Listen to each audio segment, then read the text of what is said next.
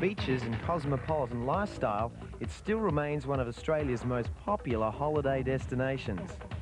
People from all walks of life come here to soak up the sun, and that makes this an ideal location for one of the world's most prestigious board riding events. This is it, the showstopper, with 6 players vying for the title role, the World Crown, and the honour of being surfing's #1. Leading the points table is Damien Hardman, the clean, mean, goofy footer from Narrabeen. Damien has had an excellent year with wins in South Africa, Japan, and more recently the Bells Classic in Victoria. Damien has a strong vertical attack and rips on his backhand. Being in first place going to the last event must make him the favourite for the showdown. I wasn't really expecting to be as close to the world title as I am this year. I don't know, it's something I've dreamed of since I was a kid. I started surfing when I was about 10 years old, and I took it up just as a fun sport, and now it's sort of turned into a career. So I suppose to be the world champion would just be the ultimate, just be my dream. Pressing hard on Damien's heels is Gary Elkerton from the Sunshine Coast. A powerful and aggressive surfer, he's hot overhead. With 3 wins in Hawaii, 1 in France, and the IMB Masters in Wollongong last month, he's poised to snatch victory from Damien. Now, I used to read surfing magazines and look at Sean Thompson and Mark Richards and go, wow, look at those guys. And 10 years later, I'm beating them in contests. So, no, I didn't really think I'd get this far, but, you know, as time progressed, I just thought in the back of my mind what a world title would really mean to me. In third place, Manly's own Barton Lynch. Barton is considered Mr. Consistent on the tour, and although having won in South Africa, America and France, his form has slumped of late with 9th and 17th places respectively in his last 2 starts. He has one ace up his sleeve, however.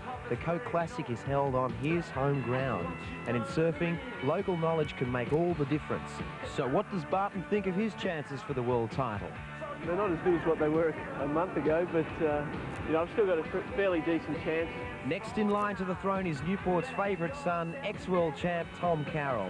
This powerful and dynamic goofy footer has shown great courage in overcoming the odds to remain in contention.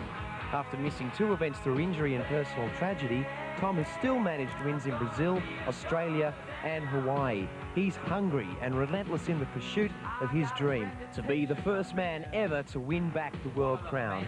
If determination counts for anything, Tom Carroll must be considered a threat. I've got to just basically think about my first round heat. That's all I can think about at the moment. And even though, you know, your mind can get flooded by things like world titles and stuff like that right now, I think that it's best me just sort of getting into the first round heat. It'll be a cherry on the cake, you know, if I got another world title. Although the Australians hold the top 4 spots, there are still 2 more surfers in contention for the world title. Martin Potter and reigning world champion Tom Curren. Potter is probably the most radical surfer on the tour. His aerial manoeuvres are consistently better and more dynamic than any other. With a win in hometown England, finals in Australia and Hawaii, Martin will be a real danger. He has nothing to lose and will put it all on the line for this one. There's only one thing to achieve in surf, and that's a world title. And until I get it, I want to be going for it. And when I get it, I'll be going. Last and by no means least is the reigning world champion Tom Curren. Tom has won every A-rated contest in the world, except for the Coke Classic.